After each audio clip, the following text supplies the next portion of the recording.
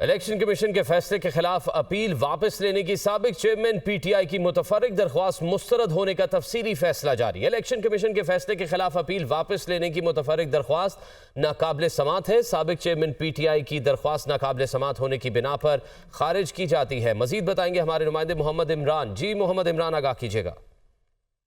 جی، یہ 13 صفحات پر مشتمل فیصلہ جاری کیا ہے چیف جسٹس اسلام آباد ہائی کورٹ جسٹس عامر فاروق نے، اور اس میں جو چیئرمین پی ٹی آئی کی جانب سے الیکشن کمیشن کے 21 اکتوبر 2022 کے فیصلے کے خلاف اپیل واپس لینے کی استدعا تھی، اس کو مسترد کیا گیا ہے، اور عدالت کی جانب سے یہ کہا گیا ہے کہ الیکشن کمیشن کا فیصلہ پہلے اسلام آباد ہائی کورٹ میں چیلنج کیا گیا تھا، اور اسی درخواست کی بنیاد پر درخواست گزار کو عبوری ریلیف بھی ملا ہے۔